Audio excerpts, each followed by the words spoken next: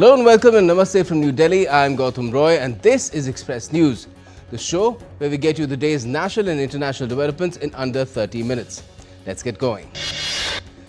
During the monsoon session of the Parliament of India, Lok Sabha Speaker Om Birla accepts motion signed by 146 MPs for impeachment of Justice Yashwant Verma. Speaker Om Birla announced a three-member panel to probe allegations against High Court Judge Justice Yashwant Verma.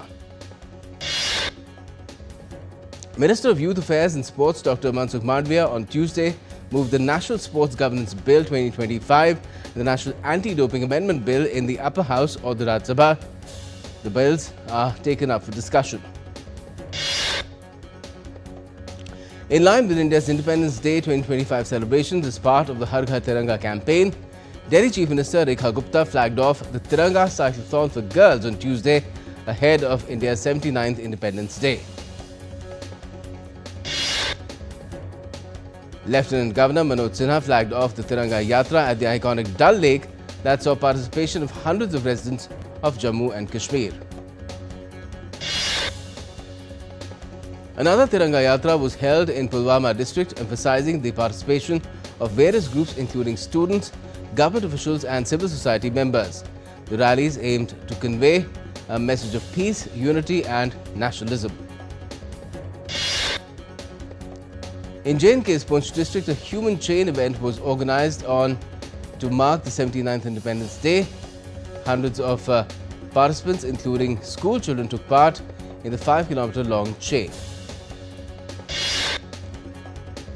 A massive Tiranga rally featuring a 1,508-meter-long Indian national flag was organized in J&K's Doordarshan district, the longest ever carried through the district streets. Border Security Force personnel also held a Tiranga Yatra in Jaisalmer, Rajasthan to encourage flag hoisting in every household. The rally highlighted the role of BSF in maintaining vigilance and dominance along the borders. A bike rally was also held in Imphal, the capital city of Manipur, as part of Har Ghar Tiranga campaign. Around 1,000 bikers participated in the event, waving the national tricolour. And Lieutenant General Simon Stewart, Chief of Australian Army, was briefed on the recent initiatives being undertaken by the Indian Army on Tuesday in New Delhi. Stewart also planted a tree to commemorate the friendship between the two armies. The Australian Army Chief also called on Air Chief Marshal A.P. Singh, Chief of Air Staff, on Tuesday. The two chiefs held productive discussions, reaffirming their shared commitment to strengthening defence cooperation. India's cabinet approved semiconductor manufacturing units in Odisha, Punjab and Andhra Pradesh under India Semiconductor Mission with an outlay of 4,600 crore Indian rupees. The cabinet also approved the Phase 1B of Lucknow Metro Rail project, Uttar Pradesh, with a corridor for a length of 11.165 kilometers with 12 stations, 7 underground and 5 elevated. Strengthening bilateral ties, the Indian Navy successfully undertook the rescue seat certification of the South African Navy submarine SAS Manta DC, enabling the implementation of the Submarine Rescue and Cooperation Pact between the two navies. A total of 700 newly recruited Jawans of the Goa Police have successfully completed their training in Dergaon in Assam. Their graduation ceremony was attended by Assam Chief Minister Dr. Hemant Biswa Sarma and Goa Chief Minister Dr. Pramod Sawant. The third round of India-Singapore Ministerial Roundtable, that's the ISMR, was held in Delhi on Wednesday. ISMR is a unique mechanism for setting a new agenda for India-Singapore cooperation. In an article, Union Minister Ashwini Vaishnav has highlighted India's growing Gen AI startup ecosystem, securing $524 million in the first 7 months of 2025 as funding, the highest in the last 5 years, and a massive leap from the $129 million back in 2021, according to data from market research firm Venture Intelligence. India's Health Minister J.P. Nadda highlighted India's commitment to eliminating sickle cell anemia by 2047, emphasizing that the National Sickle Cell Anemia Elimination Mission as it is a collaborative effort among the government, healthcare professionals and communities. The Ministry of Youth Affairs and Sports, in collaboration with Miranda House, University of Delhi, celebrated International Youth Day on Tuesday. The theme of the event was Importance of Volunteering. Each 12th of August, India celebrates the birth anniversary of the man who dared to look beyond the skies, Dr. Vikram Sarabhai, the father of India's space program. Indian benchmark indices ended lower on Tuesday with Nifty below 24,500.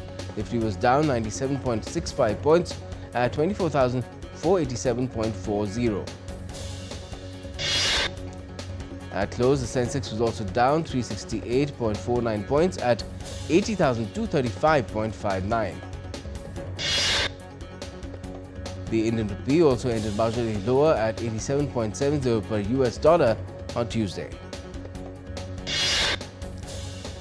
Gold futures maturing on the 3rd of October was priced at 100,118 Indian rupees per 10 grams on the multi-commodity exchange.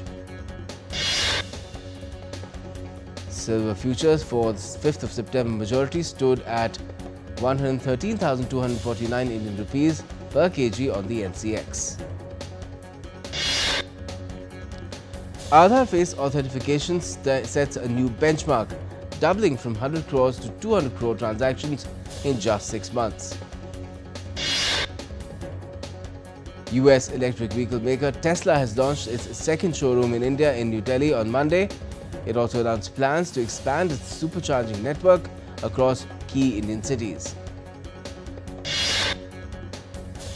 Now, Brent crude futures is priced at $66.94 a barrel on Tuesday. US President Donald Trump has said that he had a very interesting meeting with the chief of US chipmaker Intel just days after calling for his resignation. Air Canada cabin crew has protested unpaid work. The Canadian Union of Public Employees, which represents Air Canada flight attendants, seeks pay for non-flight tasks, higher wages for new recruits. Donald Trump has confirmed reports that semiconductor giant NVIDIA would pay the United States federal government 15% of its revenues from sales of certain artificial intelligence chips to China.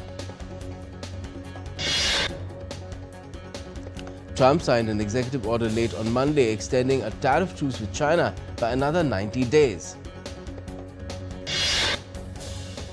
The new order prevents US tariffs on Chinese goods from shooting up to 145%, while Chinese tariffs on US goods were set to hit 125%. South Korea's trade minister on Tuesday said that the government will submit a revised offer for a trade deal to Washington in an effort to lower the 30% tariff rate US President Trump has imposed on it last week. Trump described his upcoming summit with Vladimir Putin on Friday in Alaska as a feel-out meeting to gauge his ideas for ending the Ukraine conflict.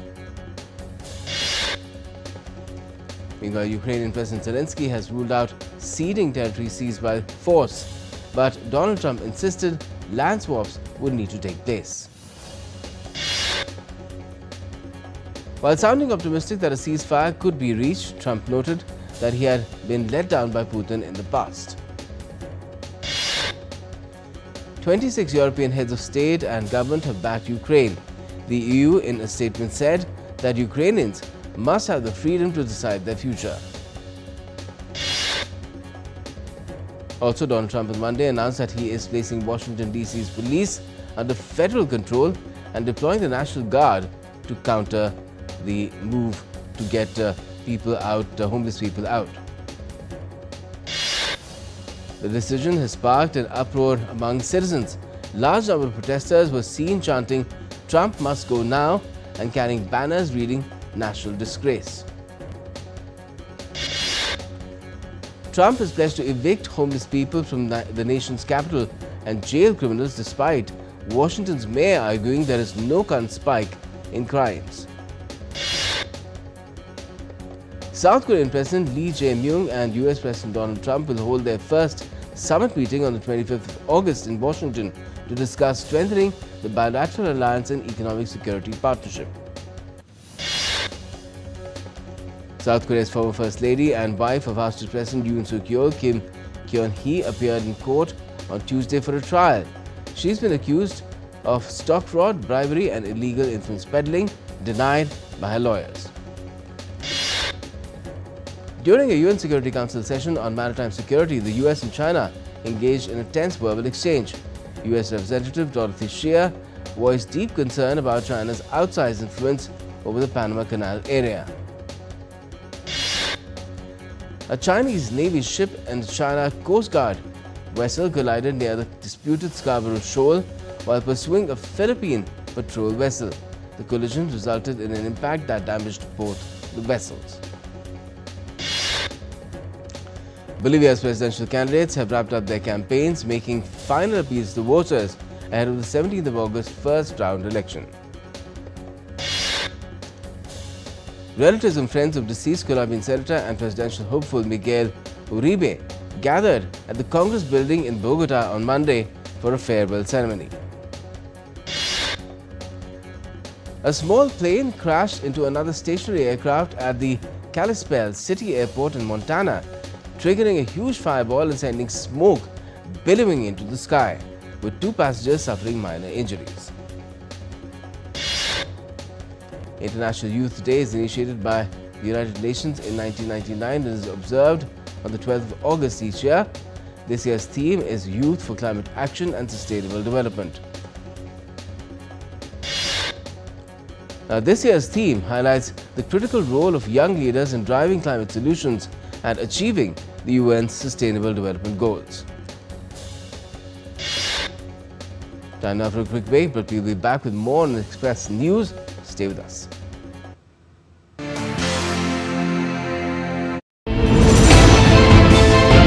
Geopolitics and trade deals. Economic challenges amid development. Hard work and the path to prosperity. It's the economy always. Between walkers, money is what money does and says. Supply creates its own demand. Between the bulls pulls and bears tears. When supply chains globalization and India rises to the podium. We'll get you centered with the Economic Brief at 8 p.m. every Thursday. Welcome back. You're watching Express News on DD India. I'm Gautam Roy. Let's carry on. The firefighters in Saint-Villiers, southern France, are still working to control hotspots from a massive wildfire that started on the 5th of August. Hot and dry weather could cause new fires.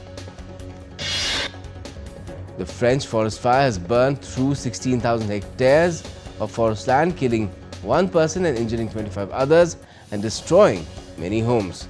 It's one of the biggest fires in France since 1949. And thousands have been evacuated as massive wildfires continue to grip northern Spain as southern Europe battles a record-breaking heat wave. Multiple wildfires have also been wreaking havoc in Spain, particularly in the northern regions, as record-breaking temperatures continue to hit southern Europe. Hundreds of firefighters are working to contain a large wildfire in Trancoso, that is northeastern Portugal, which began on Saturday on the 9th of August. Fueled by strong winds and high temperatures, the fire has burned around 8,000 hectares and injured at least 17 people, including 6 firefighters.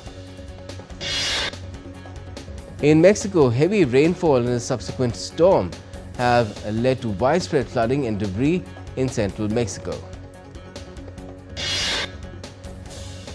Mexico City's Benito Juarez International Airport has suspended operations for several hours after heavy rains lashed the capital and caused poor visibility. Typhoon Podul is expected to make landfall in Taiwan on Wednesday near the southeastern city of Taitung. The storm is bringing strong winds and heavy rain and is still getting stronger. After crossing Taiwan, Podol is likely to move towards the island's crowded western coast and then head to China's Fujian province later this week. So Nepal is grappling with a climate crisis as the Terai region suffers from a mild or mid-monsoon drought while the hills endure deadly floods and landslides. Massive rescue and relief operations continue in Uttarkashi's Dharali village near Harsil following the catastrophic cloudburst on the 5th of August. Heavy rains have also triggered minor landslides across Uttarakhand's Pithoragarh district, leading to the closure of over 23 roads, including 4 major routes and 19 rural routes.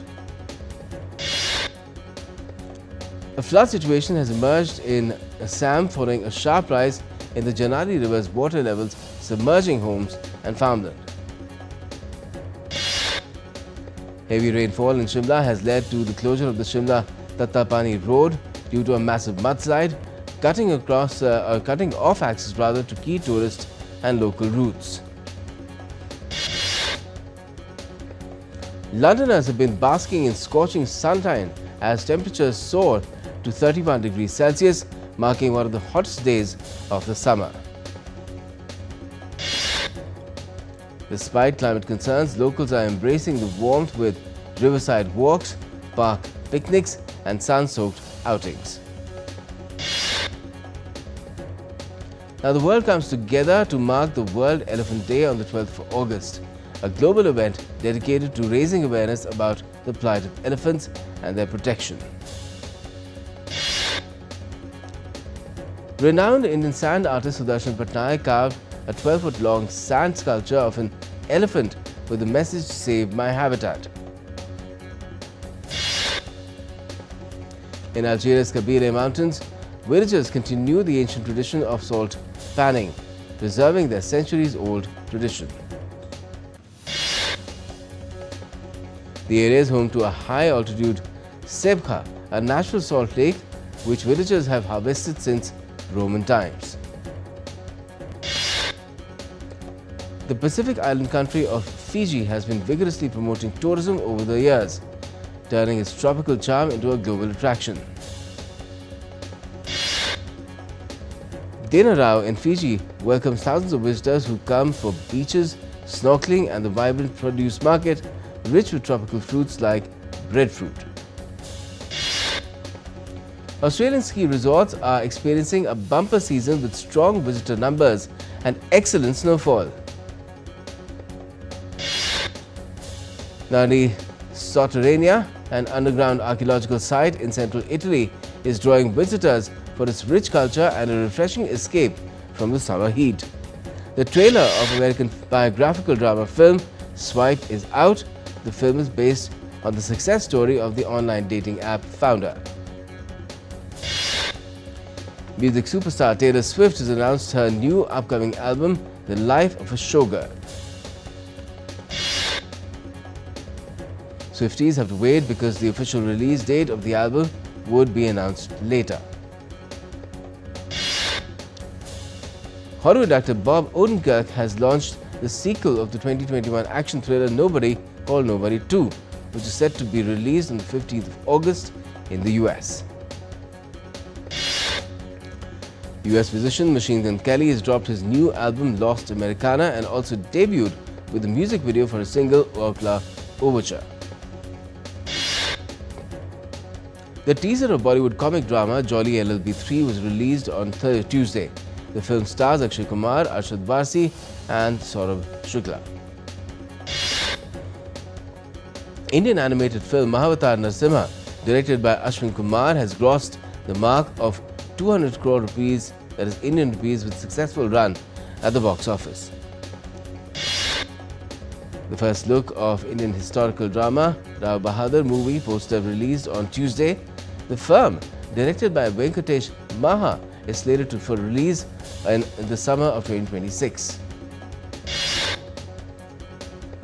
South Indian superstar Rajnikant's upcoming movie Coolie has nailed the biggest record with the pre-sales that it still has 48 hours to go for the release. Now, Kuri will be clashing with Hrithik Roshan and Junior NTR's action films War 2, which is the sequel of 2019 War. Sports Now and the Court of Arbitration for Sport on Monday said that Crystal Palace have lost their appeal against UEFA's decision to drop them from the Europa League to the third-tier Conference League in a multi-club ownership case. Spain's women's national soccer team has parted ways with head coach Montse Tome and named Sonia Bermudez as her replacement.